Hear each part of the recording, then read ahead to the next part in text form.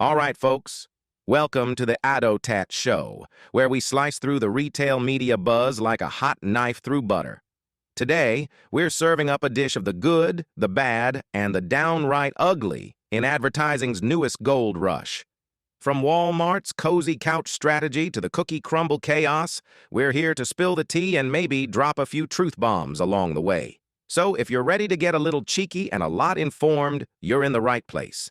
Let's roll and learn more than you did yesterday. Welcome aboard the ADOTAT Show, where marketing, media, and ad tech converge. Fasten your seatbelts as your host, Pesach Lattin steers you through the digital world of advertising trends and marketing innovations. Deserve to win when it matters most. Facing multi-billion-dollar bet the company litigation? No problem. That's why we're here. Troutman Amin, LLP is a true legal powerhouse. Ladies and gentlemen, buckle up because you're about to witness the greatest show on the digital retail stage. It's like a family reunion, but with less awkward hugs and more ROAS discussions. I'm your host, Pesach Lattin. Let's meet the masterminds turning retail media on its head. First, we have James Avery, the CEO of Kevel, a guy who's giving David a slingshot with APIs to take on the Goliaths of the ad world. And we have Shamim Samadi, the ad tech whiz kid and Roscoe's Labs co-founder who's been slinging code and crafting platforms since Google was just a baby. There's Jeffrey Bustos, the VP, who got some more metrics and standards up his sleeve than a Swiss Army knife, making sense of retail media at the IAB. And there's Brian J. Quinn, the digital media sage, who's been leading the ad sales charge since the dawn of the internet, now vibing as the global head of Vibenomics. And there's Jed Mayer, Cantor's Media Solutions Maestro, who's also a Swiss Army knife of insights and strategies, whose resume reads like an ad tech odyssey. Last but not least, Amy Rumpler, the strategic maestro behind Basic Technologies, turning search and to social into a concerto of clicks and conversions. Hey everyone, let's get started and start into the meaty goodness of retail media and get this roundtable cooking. In the unruly rodeo of retail media, the IAB is attempting to lasso in some guidelines. Good luck. How do you reckon this will pan out for advertisers? Is this the dawn of harmonious herding? Are we just setting up for more spectator stampedes? Yeah, measurement standards are out for retail media. And yeah, the question now is adoption. I think there's two parts to that. The first part is that most retailers within the US were part of that project. So the adoption of that will be happening over the next 12 months. But I think most importantly, beyond adoption to what you were saying, is the ability to have this be a flexible metric and flexible standards. And I know it's kind of like an oxymoron, but what we really did is we came in with the approach of, we understand that you can't apply the same standard to Kroger versus Best Buy just because of their data frequency, data assets, consumer experience. So what we did is we provided a framework in which we provide specific guidance on how they should be looking at measurement depending on how they were tracking their data. And then the second thing from that, we also created specific definitions, and we didn't just define the metrics. We thought it was very important to also dive into how those metrics and the methodology and how the retailer is deriving those metrics. And the real objective here is enabling brands the capability for them to be able to compare retailers from one to the other. And, again, this year we'll be interested to see how we see a lot of these retailers look to adopt this. For the most part, most retailers are going to be working to adopt it. How it comes into fruition will be a fun ride to see, but yeah. Can I build on that? Of course. So we're from a Kantar perspective, we represent a lot of brands, and a lot of the things that Jeffrey's doing, we plugged into his standards and we contributed to them and are big supporters of them. And the big thing that brands want is comparability. So when I look at the landscape and just how much it's grown, it's amazing. But if you're a brand, you're trying to figure out, well, where do I put my next dollar, and how do I compare the results from retailer X to retailer Y? And I think these standards will be helpful in terms of promoting that. According to Forrester, a 2023 B2C marketing CMO Pulse survey, 50% of CMOs admitted that aligning retail media with other media investments is like trying to herd cats while blindfolded. Why is that? I mean, I'll jump in. I mean, the main issue of retail media is kind of why it's also growing so fast. I mean, it did what, Google and social media companies took more than a decade to do, But the issue is, once Google had the level of investment that retail media has today, it was a really good platform. So did Facebook. And I think, to your point, the frustration now is that retailers are trying to be evaluated as startups, but they're requesting large media budgets of the likes of Facebook's and the Google of the world. And when they were, when Google is demanding the budgets that they are today, their platform is pretty good. Their ability to measure. And I think one of the things more importantly is what we've seen with competitors on the search space. Google and Microsoft are competitors, but me as a search buyer, I can compare performance, and it's really easy for me to activate across search, measure search, and compare performance across different search engines. And when it was like Google, Microsoft, and Yahoo, and I think that's one of the things we're really building up this year is telling retailers you need to have more consistency in how you bring a lot of this work to life. And James Avery is working closely with IAB Tech Lab on OpenRTB, which we really think is where retail media is going, because there is a significant fragmentation, and the retailers really aren't doing themselves any favor if they really want to reach the 100 billion plus. That all that money is on long tail. Large brands don't have any more money, so if they really want to hit $100 billion, they need to focus on how they can automate this more like Google and Microsoft did. I think too, there's still some like confusion and back and forth even at the retailer and brand level on where does this sit, right? Like, because it's like some of it is, well, this was merchandising, right? I was buying an end cap in the store, and now you're saying it's digital and it's performance, but now you're also saying it's branding because my competitor has that nice shelf unit on the page and I don't. And so I think there's still some, like even on the buyer side and the retailer side, like who owns this? Does the merchandising team own it? Does the media team own it? Is it net new revenue? Or are we just moving revenue? And so I think a lot of those things that like Google and Facebook didn't have to deal with that. But I think this is the complexity of putting a $100 million media business into a 100-year-old company that is like making this take a little bit longer and a little bit, struggle, or, a little bit harder. But then also to mention what you said, and Shamim's here, who's really helping guide that, or not guide, but like working with that process with the IAB Tech Lab around how do we bring some real OpenRTB standards to retail media? Because can we make it so you can buy sponsored listings just like you buy Google search ads or like you buy display retargeting?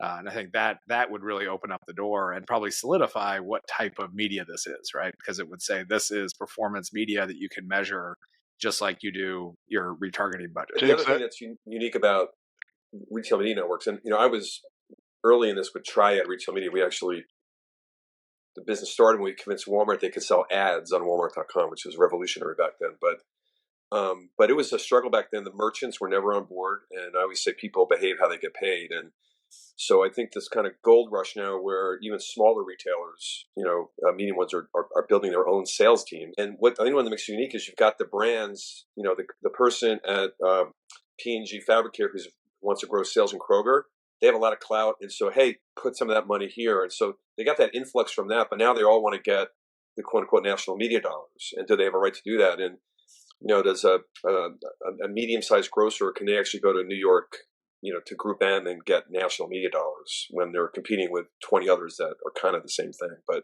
don't have the standards? What do you mean? They have a right to do it. What does that mean? Well, no, like one of the, it goes back to my days of Triad, where the first 3 years of Triad, we never called it a media agency. It was the shopper marketing money literally sat in Bentonville, Arkansas. And we had an office there. And then when they hired me, I was the CRO to go get the national media dollars. And we were able to get both because they didn't really talk to each other that much. And so that's what I'm hearing from our retail partners is, the merchants like, hey, don't touch the trade money, whatever. Go get the national media dollars. I got this covered, and they need to work more in tandem. But the challenge with the national media dollars is, first of all, to James's point, the way this is organized at most companies is all over the place. And a lot of times they come to us to just talk to us about how do we set ourselves up? Where should we put this stuff? And we have a whole little consulting team that just helps them on their org design and that sort of thing.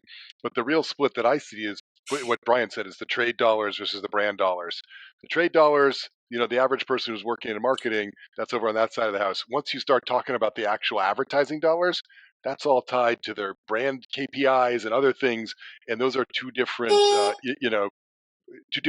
ways to evaluate the media, and often two different pools of money or organizations within a company. So that's when it gets really much more blended here. Is the lack of standard metrics, is that the main thing keeping advertisers from jumping on board? I'd say there's a couple of things. Like, building on what James said, metrics is one. Like if you can't have a standard way of measuring the outcomes, which is why CMOs are so frustrated, that's a critical part of it. The other critical part is you can't actually unify a single buy really across multiple retail media networks. So you're kind of stuck in this world of sort of early digital advertising days where you'd have to go out, pre-programmatic, you go to each ad network and allocate budget and sort of make sense of it all later.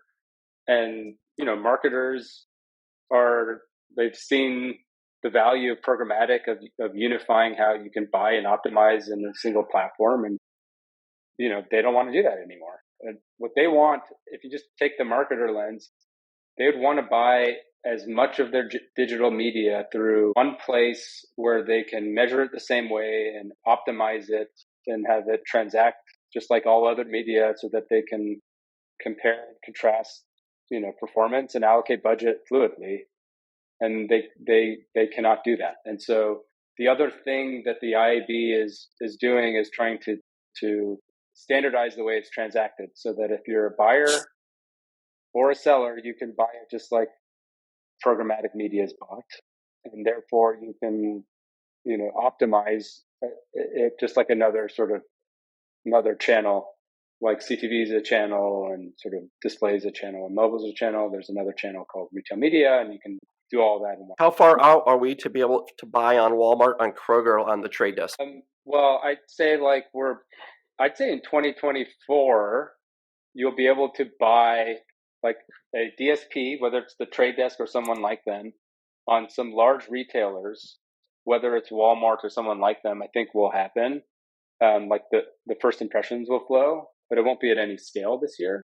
But, I think in 2025, you'd see go through the same sort of evolution as programmatic. Like you get some early adopters, impressions will flow, buyers will start to demand it, and come like 2025, 2026, a lot of the market will be there, but not all of it. Some folks will hold out, like Amazon will not be there. Will Walmart be there? TBD. Like some of the big folks who maybe can keep their sort of walled garden completely walled may maintain that way, but I think the majority of the market over the next couple of years will make it open. Yeah, I completely agree with you. I completely agree with you. I think, when we think about this idea of walled gardens, it's really interesting. We think about Meta and Google first and foremost, but these retail media networks are very much following that same path in terms of they know the value that they have in their owned and operated media properties and also in the massive amounts of data that they have available that advertisements and brands theoretically want to tap into to make sure that they're at the right place at the right time to influence a purchase or an action or whatever that is. And so I think when we think about the fragmentation that exists today and is frankly getting worse every day as new retail media networks are popping up, it's going to be a long road and a long path towards solving the entire problem, but chipping away at the problem is something that's certainly doable from an ad tech perspective. And any opportunity that there is to create standardization and for tools to bring together automation is going to benefit everybody involved. It's going to benefit the networks, it's going to benefit the advertisers, and certainly the buyers and strategists that have to navigate this very complicated ecosystem. I just watched Brian Monahan's interview at IAB ALM on BTV. He just took over retail media for Dentsu, and he was our client at Walmart for a while, running that program. And he described the current state of retail media networks as a quote unquote gawky teenager. Which I think is pretty right. And predicting what you often hear, we need more scale. There'll be consolidation. Ultimately be collaboration between the retailers if they really want to compete with, Facebook, TikTok, and Google. I also think you'll see it, as Shamim said, like it's the natural evolution, right? Like we always see this whenever a new kind of media offering comes out, right? When mobile first started, what did you get? You got ad networks first, right? And there was the ad networks and they had a lot of problems. They took a big, rev share, and then you had fragmentation, and then you had programmatic, and then you still had the handful of walled gardens that never integrated. Right. And I think that's the same thing we'll see in retail, right? Like the majority of the regional grocers, like they're not going to be able to maintain a walled garden to be a regional grocer. Right. Like they're going to be part of something larger, programmatic and kind of more common. Amazon and Walmart, they might be the Facebook and Google, and we're never going to get them. Right. And I think that's like, we all see it we've all seen it play out across every medium. Like it's going to play out the same exact way, right? The other important one is, Walmart.com has enough traffic to have a significant business on Walmart.com.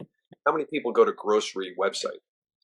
So it's really all about that data. So much of their efforts are, where can I push that data? You can buy Kroger audience segments on Roku, for example. So, there's that kind of rush to where can this data be applied? We're seeing that outside of retail media as well. It's happening even in social media, with partners like LinkedIn now making their unique targeting segments available because they have so much data on, business consumers. Now that inventory is going to extend to CTV as well. And you're going to be able to layer, their type of targeting on top of CTV buys. So it's a very interesting conglomeration, I think, that's going to happen. And retail media is kind of like a microcosm of this, but it's a bigger theme across media, I think. A little bit of a shift away from thinking about the audience and toward thinking about the placement. Like, where am I actually able to put this ad in order to capture the most attention? Whether that's on, a .com property in an app, on CTV, or all of the above. If standardization was a horse race, which retail media network do you bet on leading the pack and why? Well, I think there's two sides to that, which is who's helping write the standards. And I think Albertsons has probably done a lot or done the most in that space, right? But I think that if you're who is everybody else following, it's Amazon, right? In the sense that what Amazon does is what everybody else seems to kind of start to follow, because they are just the, by far the largest retail media network. What does Amazon have to change? What don't you like about it that people are following? I think for the most part, they've really, we look to them a lot as we talk to our customers about, here's what Amazon's doing, here's here's what brands are expecting from Amazon, but you don't offer the same capability. And so I haven't seen a lot that I think they're doing that is wrong. I think they're doing a lot of stuff that's just continuing to capture larger and larger budgets from the brands that work with them. I don't know Go ahead, Amy. Well, I don't know that even Amazon has it all figured out, though, yet, I would say. I mean, if you think about, again, measurement as just one area, obviously, if somebody is going to Amazon, searching for a product, buying on Amazon, great. They've got a great ability to showcase you exactly what that path looked like and how it resulted in a purchase. But the consumer journey in general is a lot blurrier than that. We don't all purchase in that way. That's not our entire purchase journey. The influence that in-store still has on somebody's, decision-making criteria about what product to buy, or other types of media influences, how those play in. I don't know that Amazon has a great solution yet that helps me connect all the dots as a marketer between, again, brand to performance. What did I do in the very beginning that led to that person searching, choosing my brand, purchasing on Amazon? I don't know that they've got it all figured out yet either in terms of being able to connect that entire journey. Even in Amazon's case, I think there's more evolution that needs to occur. Well, it benefits Amazon that the whole purchase path is only on Amazon and they're not going to claim it's elsewhere. Well, it's easy to grade your own homework. It's a little more difficult to look at the full ecosystem and tie the entire picture together. Well, and I think it is one of the things that the more traditional retailers that we've been working with, one of the advantages they have, right, is being able to take that offline attribution and tie it back to online spend, either on their .com or mobile app or off of it, right? And that's something that Amazon really can't offer these brands, right? And for the most part, the majority of diapers are still bought in a local store. They're not bought on Amazon, right? And so I think that is the advantage that these other retailers have when they're going up against Amazon. Yeah, look, at the end of the day, the brands want to follow the consumer. And to Amy's point, the path to purchase is all over the place. When you're in that ecosystem of Amazon, it's beautiful, but the consumer doesn't behave that way, right? There's a lot of different types of ways that people shop, and connecting all this stuff together is difficult. But you got to do it in a neutral way, and you got to do it in a way that's privacy compliant and whatnot, which is a challenge, right? You got in terms of projecting that to the whole audience. All right, so moving on to cookies, we have the dodo. Retailers are suddenly sitting on a goldmine of first-party data. How do you see this shifting balance of power in the ad world? Are we looking at new data dynasty or just another bubble? So one of the challenges is that you still have to use third-party cookies for retailers to link that data, other than things like CTV. So I think what you'll actually see is places like CTV, you'll see a ton of retail media data used. But as third-party cookies go away, you're still not going to know who that person is on CNN. Kroger doesn't know who they are. Nobody does without the third-party cookies. So I think it's actually a kind of a headwind on the audience extension for traditional display, whereas I think CTV will happily soak up a lot of that budget where you do have an identity. I'd say the first party data is fantastic, right? It's great that they have it, but again, the brand's looking for availability of that and comparability. And if all those definitions are different, that just is going to frustrate the advertiser trying to figure out, well, how do I line up Dollar General's definition of this with somebody else's definition? That's a challenge. What's your strategy for mining first party data without turning to a data?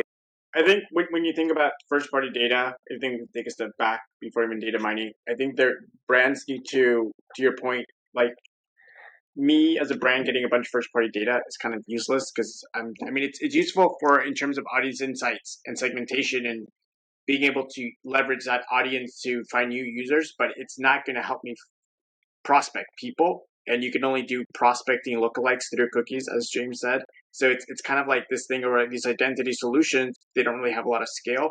And in terms of like the strategy and first party data, the conversation becomes like, is the cost of me acquiring a bunch of first party data as a CPG really worth it? What should be that conversation?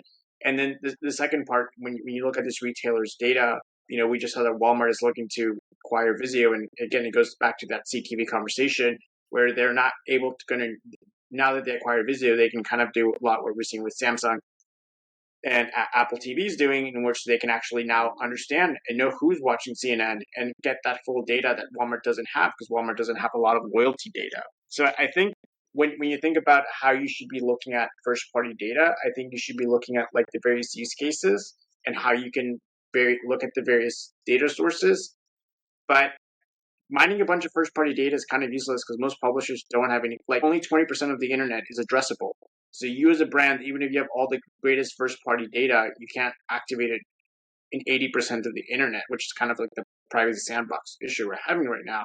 So I think there needs to be a balance where brands are like, I will get relevant first-party high-quality data that's relevant to my consumers based on their consumer insights and building that relationship, but getting everyone's data, it's not a long-term solution. Anyone like disagree? You mentioned with, well, I was gonna say with the, like you mentioned with the Vizio piece, right? Like I think that's just another, like that is like would be addressable, right? Like, and I think that's when you have Walmart and they say, okay, we do have great first-party data where we know that, this person buys these diapers and they're about 2 days away from buying another pack of 60 of them. Like now we have that addressable person that we can show ads to through their Vizio TV, or obviously Amazon, showing ads on Amazon Prime now. And it's pretty funny that pretty quickly Walmart's like, how do we get that? We'll buy a TV company, which I guess works. But really it's to say, I think it just shows like that when you do have that identity, especially in CTV, that it's going to push a lot of that towards that direction. Before we move on to Walmart, how do you see the role of CTV evolving? In respect to retail media, I think effectively it's the next sort of channel that these retail media networks are figuring out right now. And it comes back to the sort of the point about them, while they have the first party data and they may not have tremendous scale on that first party data, they're now in the top retailers are sold out effectively for their on-site sort of supply. And now the name of the game is how can I sort of increase my scale? And CTV is the sort of next channel that everyone's looking at, and figuring out the right mix of what is the ad format, what is the metric, are people actually transacting on CTV? Am I optimizing towards a different metric? But the sort of like what I've seen is the evolution of the media buy going like retailers are on site, then they're doing sort of off-site display native, and then last they get to CTV as a sort of source of scale. And I think there's it's frankly like an untapped new channel, and I think the creative retailers are going to figure out the right formats and the right metrics, and it can be really, really attractive medium for the folks that figure it out. And Amazon's going to be in an interesting place with Amazon Prime to probably set that, like, figure that out and set the standards for the rest of the industry, because it's very clear that they're going to be doing smaller brand retail media, like shoppable type ad formats on Amazon Prime, and like they're going to set the standards and sort of set the direction, I think, for the industry. Yeah, I mean, like, there's no reason Amazon couldn't show me my current cart on Amazon and have a button that says, buy this, right? Like, we haven't gotten there yet, but like that, we know that's where it's going. And I think that's probably, like we said, that Walmart sees that future too, and trying to figure out how do they do that. I think when we it does show on their Alexa devices, you can actually do that. It will tell you you have stuff in your cart, and you can actually press a button, and it will do it. So creating the technology on a TV seems, it's already there. I think when we talk about CTV, sometimes we forget to talk about YouTube, which is by far the biggest CTV platform. And, back when I tried running the Walmart program, we had access. The Walmart DMP was integrated to YouTube, and we could do buys with the data. Then they shut it off. All the other CTV players seem to be leaning in with the retailers. From my knowledge, I don't think YouTube has. And if they want to participate in this and have that as an offering with first-party shopping data, I wonder if they're going to open it up more to any retailers. Does anybody know more about that? Well, I don't know if I can comment on that specifically, but I also think that YouTube is a super interesting example because one of the things that YouTube did really well earlier on than other video or CTV providers is bridge that gap between awareness and action, right? Like, actually, they've got great ad products that are optimized and designed to drive conversion, even though it's a video unit, which is typically thought of as, more of an awareness driver. And so again, like to Shamim's point, you think about these shoppable ad units and kind of the expansion of what that could look like. All of a sudden, CTV is really well positioned as this connecting bridge between again, that earlier on in the purchase journey type of medium where you're really kind of influencing, somebody's general perception, but then shortening the consideration cycle between a click, a buy, and exactly the bottom line function that you're trying to accomplish. So I think YouTube was a really kind of a pioneer in that. And so I don't know that there's a lot of motivation there for them to participate in a bigger way, because I think within their ecosystem, they've already really accomplished a lot in terms of their ability to drive both awareness and conversion or action. And I think these other CTV partners and the retailers are trying to figure out how to do that same thing and how to work together to bridge that gap and shorten that consideration cycle. Yeah, good points. I will say too, I mean, YouTube is also still, 90, I think it's like 90% mobile, right? People are watching it on their phone. They're watching it somewhere that they can really click a button and they're used to transacting. I think when we think about CTV, at least in my mind, a lot of what comes to it is you're thinking Roku and Tubi and YouTube TV, right? Which is still that a little bit more tied to the brand, but like I'm interested to see if we'll see those start to converge more. I think of all CTV viewing on big television screens, 50% is YouTube. Yeah. So most of them might be on mobile, but within CTV, it's like half of the view. Well, and we're only talking about the streaming apps themselves. Then again, you think about the Vizios, the device, that's a whole separate territory and opportunity to get attention and eyeballs. I think we should move that to Walmart and Vizio. I think everyone's been thinking about it. As of a few minutes ago, it was just rumored. Does anyone know if that's been changed? All right, so it's a rumored acquisition of Vizio, a prominent player in the smart TV market. So here's my question. With Vizio's nearly 18 million active SmartCast accounts and a 14% increase in revenue per user, is this move a bold bid for dominance in the living room or just another big box behemoth flexing its muscle? Well, to me, it's not really a surprise. I mean, Walmart's been looking at the video space for ages, right? I mean, I think they had Vudu, they had the Walmart sort of entertainment network within the stores. It's super logical to me. They've been trying to talk to about other video partners about partnerships. It's a bigger move into that space.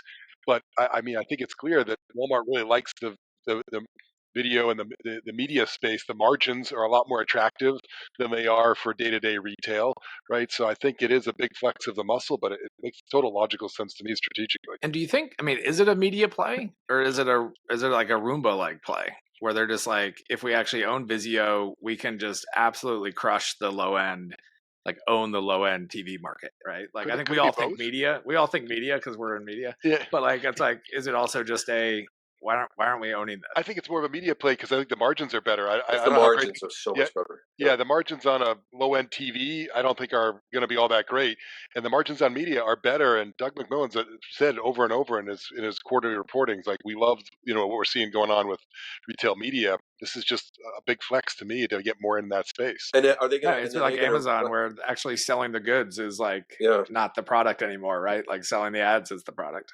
No, and Vizio's position is more of a lower end versus, say, Samsung or an LG. So, once it's done, is Walmart going to price that so low with the end game of just getting more reach for the advertising? You know, I mean, what's the startup that's giving free TV, right? What's the startup that's giving free TVs? Yeah. What's the name of the startup that's offering free TVs? Yeah, the Philco or something like that. Telly, I forgot. It's one of those. Yeah, Telly. Yeah. Ilya Ponzin, I think his name is. Yeah. The owner. Yeah.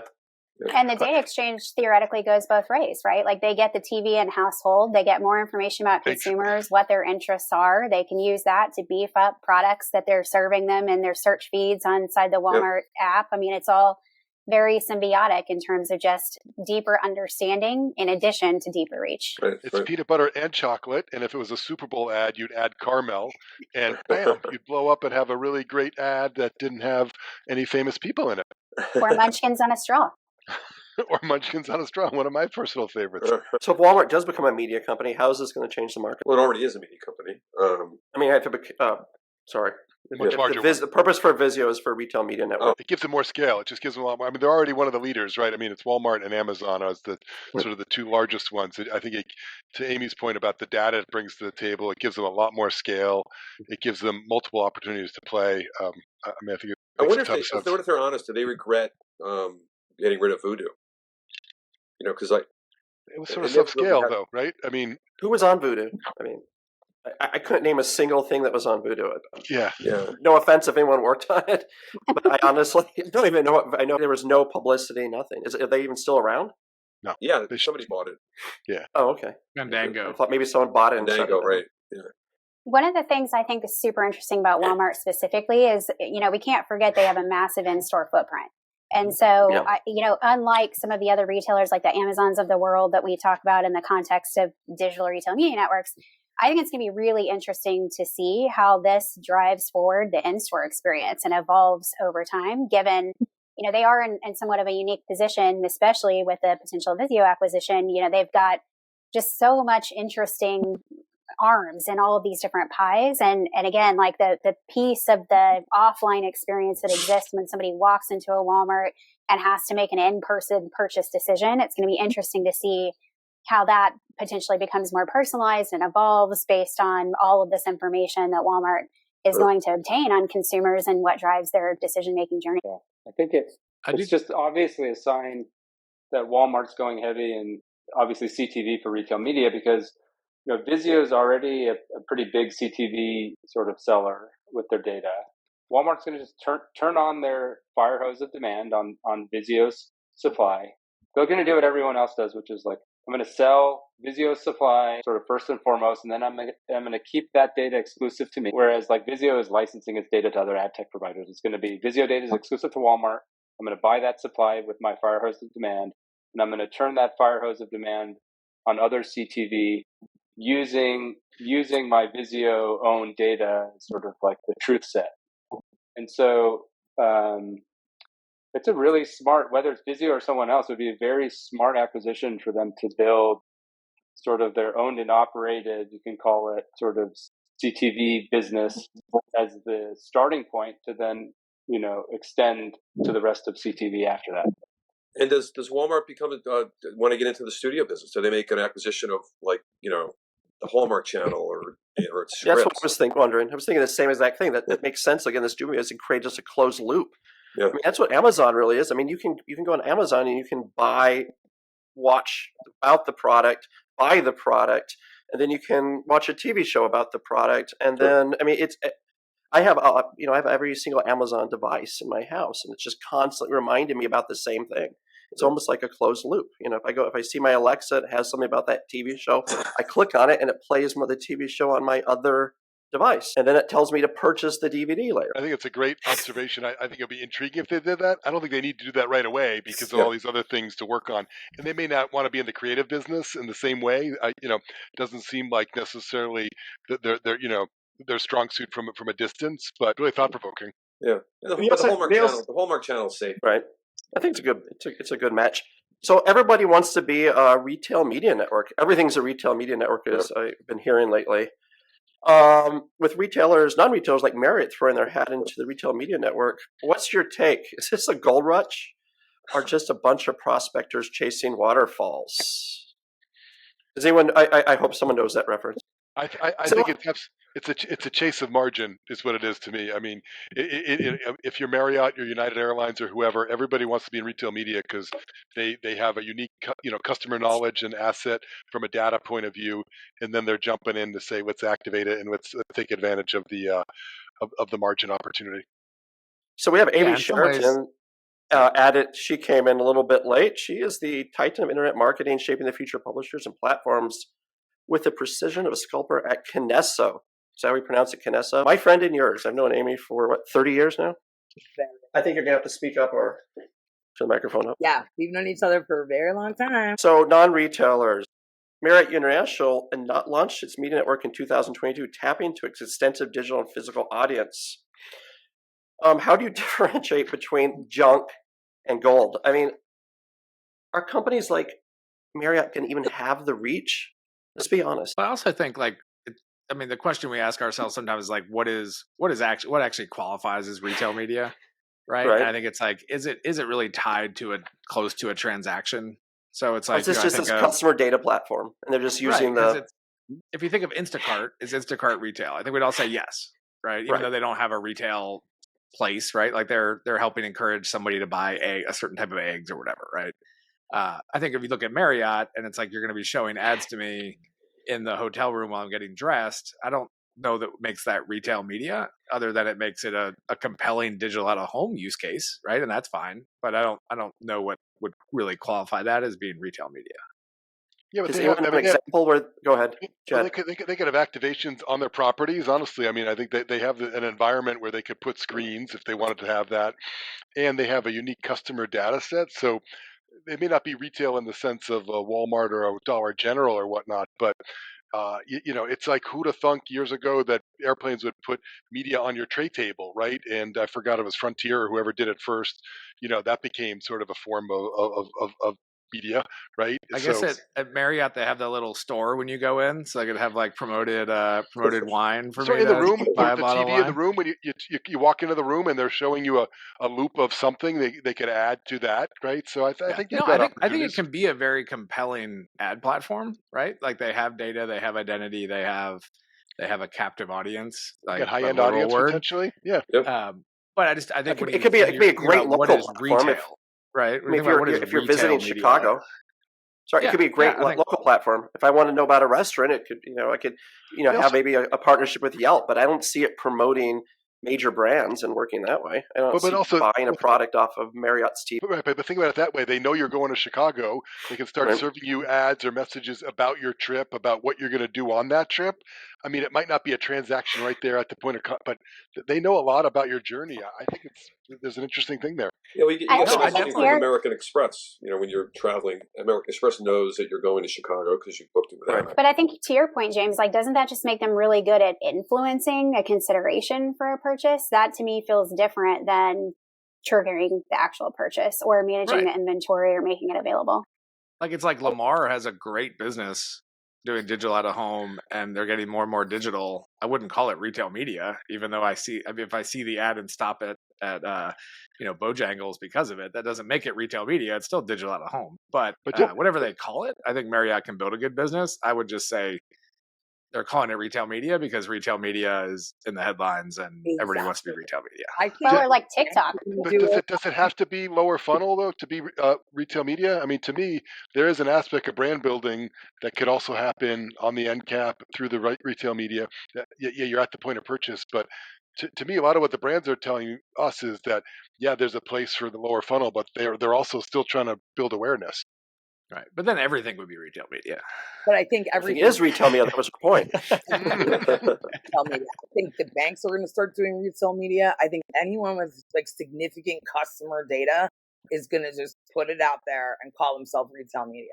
Yeah, I just did a Simpson. What was the little boy from the Simpson? Saying I'm retail media. Bart? No, the other Millhouse? kid. Not Millhouse. The one whose father's the police chief. He's always Ralph. Ralph. Is that his name? He's like Ralph Wiggins. Right. Right. It's like I'm retail media. I find it similar to CTV performance, right? Everyone's like, we can do CTV performance. But then when you look at it, it's not actual performance, like the word we all know. It's like, it's close. It's geared toward there, but it's really not that. And I feel like people are calling retail media things that are under a very wide umbrella and are going to continue to make a business out of using those buzzwords to try to usurp. How's this going to affect the ecosystem if everyone's retail media? Get good data. Well, and also I think it gets back to our comparability challenge. If everything is retail media, and you're investing in it, Amy S needs to know comparability. She's representing IPG, and so she's got to know I can compare X and Y. Well, that's what we're doing is building a unit. That's where I was just on the phone, actually building a unified backend. I handle Johnson & Johnson non-pharma, so Tylenol, Listerine, like 150 SKUs. But like building a comprehensive retail media backend is very difficult, even if you're leaving out Amazon, who's not going to give you the feed to allow you to do that. But comparing all of these, we did a RFI with 35 retail media networks, 500 questions, right? And then synthesized that data and figured out how can we compare this apple to apple. And the truth is, it's very far away from doing it, very frankly. I mean, the IAB is doing hard work, and God bless them for standardization. But, all these folks are building like this retail media network outside of their core competencies. So like Marriott is hotel, and CVS is a pharmacy. So they're hiring folks like us really quickly in-house to like metastasize this business with this data that they don't really have in line, and they act like they do.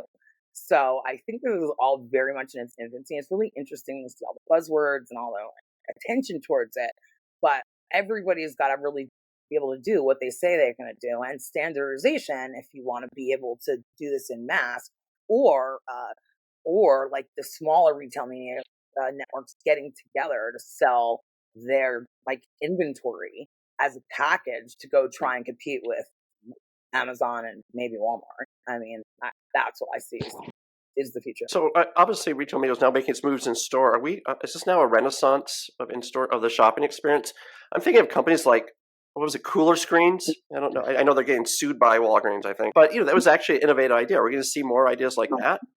100%. I mean, the in-store experience, everyone loves to talk about e-commerce like it's the only way that people are, consuming goods. But the majority of goods are still sold in-store. That may change over time. But people it's a social experience. They like to touch and feel the products.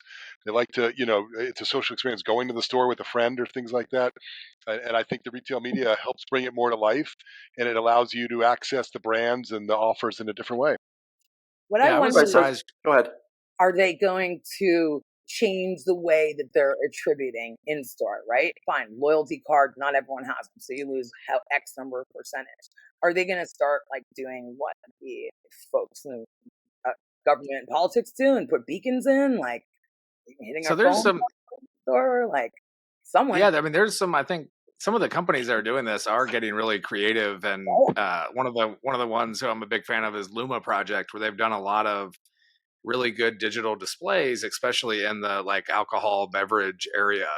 And what they can do is basically run studies and show brand lift and sales lift by basically saying, we're going to run these ads for this brand for this week, and then show week over week, that lift, and then how that lift degrades over time. And so it is a little more, like you can look at loyalty card data, but you can also just say, hey, same in store, who is buying this craft beer?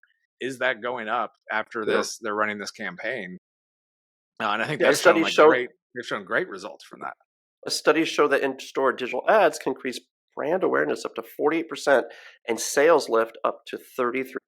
I was at the Path to Purchase conference in the fall in St. Louis, and there's Path to Purchase has a breakout subgroup called Bocce. It's adult beverage, they're so challenged because they don't have access to the first-party data. There's a lot of rules, regulations. But one of the things they talked about was how important point of purchase is and the amount of cardboard that never leaves the warehouse. And so they spend all this money creating all these things. And then sometimes the store manager doesn't do it right. So these digital opportunities in those stores where you can just activate without all of that cost and waste should have a lot of appeal. I was in Portugal recently, went into a Continente, and it's actually surprising how digital their stores are there compared to here. Like the number of screens that were kind of the aisle markers have screens, the end caps have screens, the brand provided end caps will have their own screens.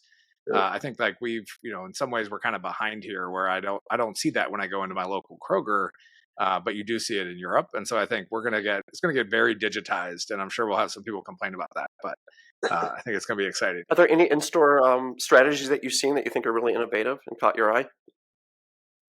I'm thinking of Home Depot now. Go ahead.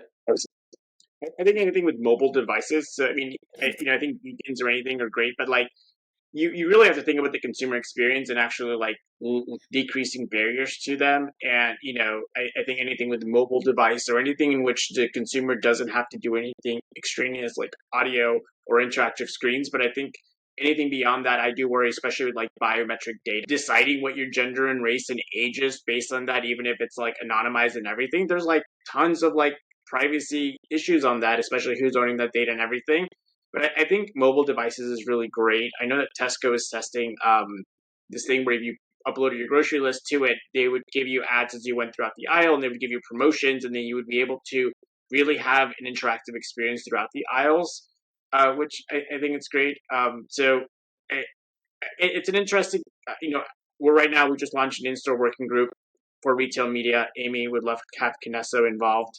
And what we're trying to do is just like, what is that consumer experience? Because again, we don't want to put a bunch of ads. And I also think when we think about in-store, we need to stop the narrative that relevant advertising is the value proposition, because that's the laziest answer ever. Like, the value proposition for the consumer is how can we solve their problem as soon as possible, as easy as possible, and not being, hey, we're going to show you relevant advertising. So that's kind of like where, and I think that's what Tesco did. Tesco solved the problem of like, I'm going to a store, this is my grocery list, how can I get it as fast as possible, and how can I get deals around, as I do that. I mean, I've been really paying a lot of attention to Andrew Lipsman. He recently left Business Insider. He's really went off on his own with a paid newsletter.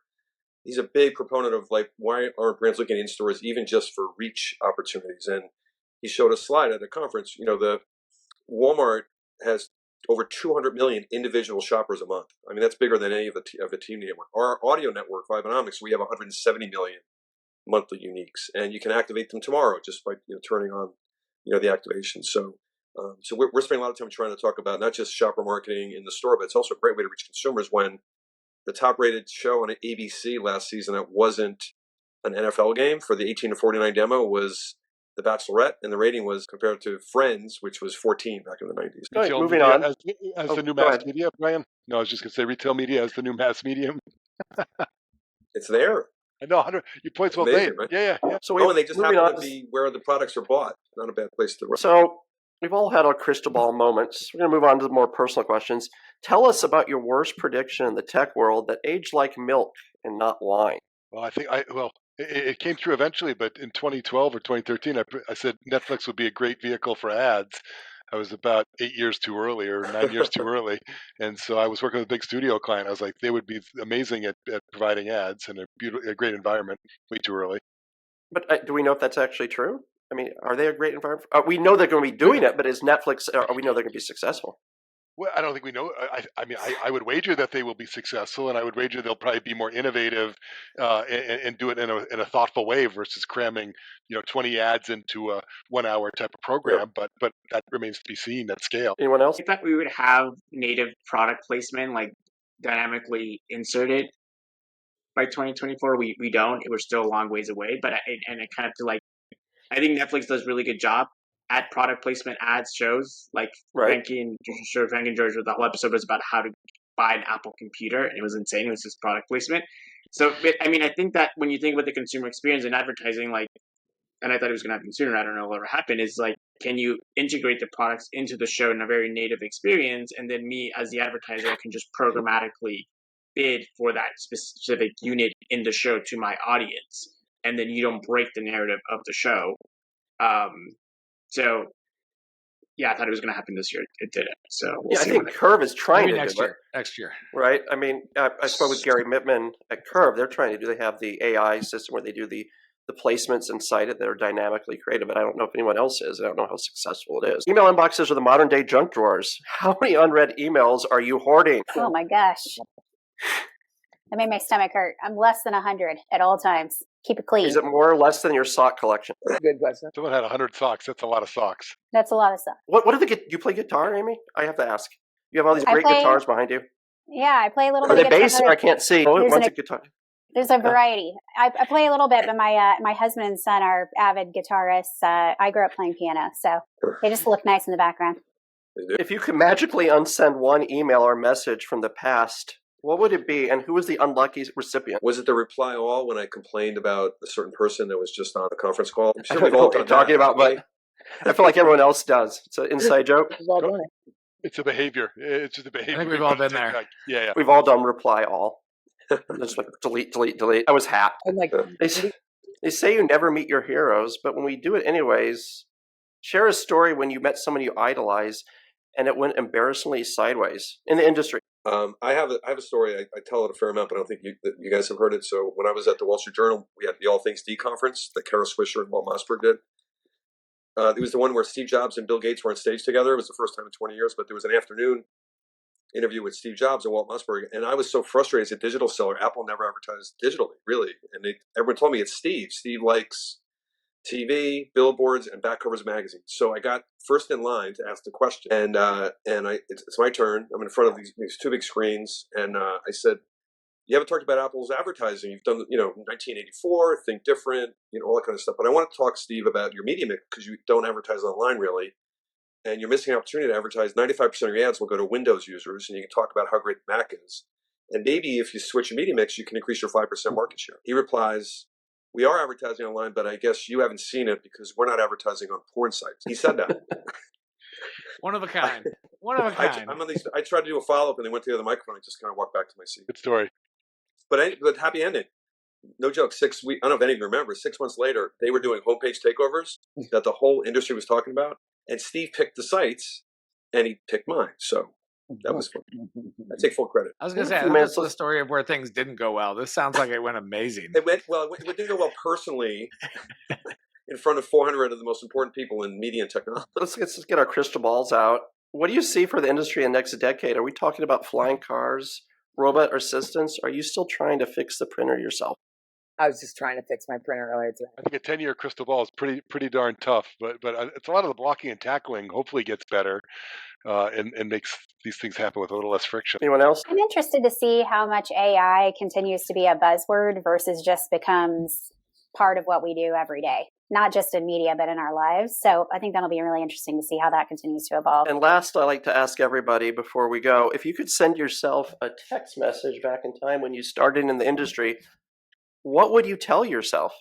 And would you listen to yourself? Let's start with Jed. Oh, boy. And everyone says stock, buy stock. Yeah, totally. Besides buy stock. Yeah, buy more Microsoft. Are you kidding? It's always Microsoft, too. It's always Microsoft or Google. I owned it for like 10 years, and it was like dead money, and luckily I didn't sell it. And I was like, okay. I would just tell myself to be more patient, roll with the punches, because most of these things are very difficult to predict, talking heads notwithstanding. Would you listen to yourself? I would try to. James? Yeah, I think I would tell myself to take, I took the risk of starting a company. I think I'd tell myself to take even larger risks, and that, failure is not a big deal. And so take an even larger risk. I probably would not listen to myself, since I don't usually listen to other people. And studies show that you think of your past and future self as like a different person.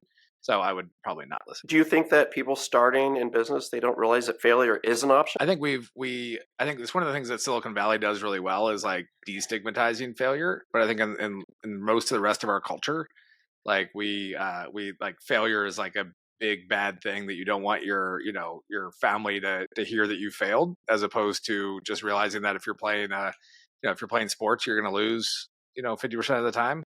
And then that's just a big part of it. And I think if we adopted that same mentality in business, like we'd take a lot more risks and like build a lot cooler, bigger stuff, as opposed to lots of like derivative half steps. Brian? I think one of the things I remind, like I got on digital pretty early. I was working at Ad Age and I raised my hand to work on the new project, which was the website. I was just a sales rep then. And, I'm so glad I did that. I know so many friends that stayed in print too long and whatever. But as we've grown with this, the relationships and the friendships that we have, all of us who've been CROs and stuff, we all grew up together. I've known Peter Naylor forever, and Matt Wasserloff. All this, we all were, and it's like you don't see that in other businesses. And I wish I knew. I was thinking about the other day. I know, besides this call, but almost every call I've had, there's somebody I've known for at least 2 decades. Yeah, and this one's Amy, but Amy S. But yeah, I think that's something really unique in the industry is that I really feel like I've grown up with a lot of these people. Yeah, so I think I grew up. I don't know if some of them did, but yeah. Yeah, early on, I very much recognized an hour and a half for a couple of years, but realize how lucky we are, and with all the challenges, just it's still fun. You can still make it fun, and just remind yourself of that. Amy, I would just remind myself to stay the course, and I would remind myself, don't worry. Later on, there's going to be girls in this. It was really hard at the beginning, and there was very few women, and I like every time I go to a show or I'm on a call and there's all these women, it just makes me so happy. And because it was really hard being the only and young person. Yeah, we're all doing this a long time ago. Oh yeah, that when we started, you were like one of the few people in the industry, especially the part of the industry we were in. It was very male dominated and more than a little bit sexist at the time. Yeah, it was like for sure. You couldn't go. You would go to a convention and like they'd have what was it? Was it Shoe Money came out with the 2 dancers at one time on stage and a lot of things, there's a lot of things going on. But also to not like let it get to you. You know what I mean? Like it's okay, and later on there'll be representation, and not to like let it get to you. Which I was lucky, and I just decided like that is not going to be one of my issues. You know what I mean? It is what it is. Let's move on. Shamim. I piggyback on what James said around sort of taking risks earlier, and specifically leaving big tech earlier. Like I was at Google for a long time, and a lot of frankly in our industry, a lot of the interesting stuff is happening in independent tech. I still believe that. Like it may be harder, but like the dynamic folks trying to solve interesting problems through partnerships and through customer acquisition and sales, etc. It's all happening like in independent tech outside of the big tech companies. And so for anyone like working at a big tech company is great. Don't believe you're gonna be a lifer because that doesn't exist anymore. Like they do layoffs too, it turns out. So like you gotta diversify, you gotta be smart, you gotta get out of the big tech companies and figure out what's happening in the rest of the world, because it's more dynamic out there than being in a big tech company. So I'd say. I think early in my career, I wish that I had asked more questions, spent more time learning, and been more vocal with my opinions, and also be willing to say no to something that just didn't feel right, whether it was, the position I was in or the company I was at or the work that I was working on or the direction I thought a project could go in. I think, it takes time to like gain that confidence and perspective and be able to like really stand up easily and say, no, this is what I think I want to do next and what I think we need to do next. And so I would have encouraged myself to work on that earlier. And last but not least, Jeff Bustos. All these are awesome answers. I would also, echo what Amy said. I think just ask questions and seek mentorship. Like, I think that there's so many people just willing to have a conversation with you if you just like ask for help, which is kind of like when you first start off, you don't think you can talk to someone, obviously be mindful of people's time, but you can talk to a lot of people, gain a lot of insights from different POVs. And I think that diversity is also hugely important. Amy, would love to have you on stage on Connected Commerce. 60% of our speakers were women, 40% were racially diverse. It was the most diverse event in all of advertising or ad tech that was not a diverse event. So it was great. I was there. Really enjoyed it. Yeah. I try to bring this up that diversity is not a woke conspiracy. That in marketing, we need diversity, not just because we're reaching diverse audiences, but we need different people. And I think that's always something I always try to point out. What questions should people be asking? What type of question? I mean, that you should have asked. Then let's go with that. I mean, I think how can we solve a problem? I think sometimes in advertising, kind of to what I mentioned before, we're so focused on how can we solve a product. And the question should really be how can we solve a problem and that should be where we should start advertising, and not how can I sell this product? Because then you kind of just don't really do what you're supposed to do as advertisers. It's interesting because in the old days it was the opposite, right? I feel like, and like it's interesting to hear you say that, like getting away from that. Which you're right. That's an interesting take. And that's all, folks. Please consider sponsoring ADOTAT to keep independent and really witty tech journalism alive. We can't run this on good feelings and rainbows.